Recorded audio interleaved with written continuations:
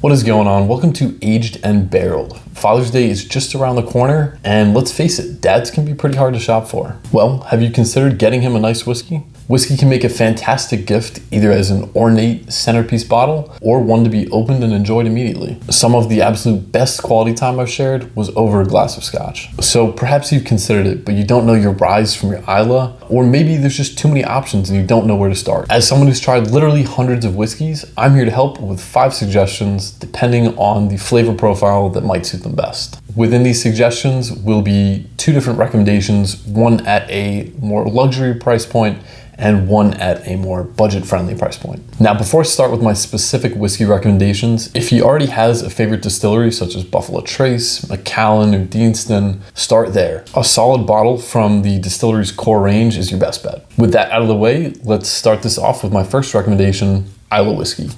Islay whiskey, Scotch whiskey that's famous for its peat, smoke, and maritime notes. My first Islay recommendation is Ardbeg 10. This can be picked up for around $50. It has tons of smoke and meat notes such as brisket and bacon, and there's a distinct sea brine note in there as well. My second Islay suggestion is Lagavulin 16. This can be purchased for around $80. It has notes of Earl Grey tea, lots of smoke. It's both salty and sweet in a great way. My next recommendation is American whiskey. The most famous types are Bourbon and Rye. Bourbon's main feature is that it's made from at least 51% corn grain, and likewise for Rye, at least 51% rye grains. Both of these need to spend time in charred new oak barrels. My budget-friendly suggestion is Willett Family Estate Rye. You can find this for around $60. 4 years old, this one's pretty strong at about 110 proof. This whiskey tastes of strong incense, spice, and great floral notes. My next recommendation is Booker's Bourbon. These are typically around 6 years old and can be found for roughly $100. Super strong at nearly 130 proof, I would recommend this for a more seasoned bourbon drinker. Tons of caramel, cinnamon, and cherry notes in this, and it packs a big punch. My third suggestion is Sherried whiskey. Sherried whiskey tends to be sweet, nutty, and fruity, and make an excellent dessert whiskey. My budget recommendation is Bunnahabhain 12.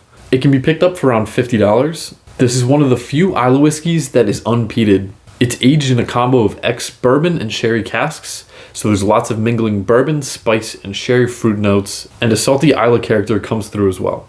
Moving on to my second sherry recommendation, Glendronach 21. This can be found for around $250. It has extremely dense, intense sherry notes. It's very jammy and absolutely delicious. My fourth suggestion is Japanese whiskey. Japanese whiskey was originally modeled after Scotch, and while uniquely Japanese, it has many Scotch similarities. Nikka's Taketsuru Pure Malt can be found as low as $65. It's a pure malt, meaning a blending of single malts. This one has tons of ripe blue and red fruit and an earthy grunge to it that adds great complexity. My second Japanese recommendation is Hibiki Harmony. This is a blended whiskey from Suntory, and the price on this is around $80. Hibiki is super floral, a little fruity, it's light, and it's elegant. Now, the final 2 whiskeys I'm going to recommend are super unique and they kind of exist in categories of their own, so I'll refer to these as X Factor whiskeys. My first suggestion is Springbank 12. This is a cask strength whiskey at over 55%. It's sweet, it's smoky, it's complex. There's this great Springbank Campbelltown funk to it. This can be yours for around $120.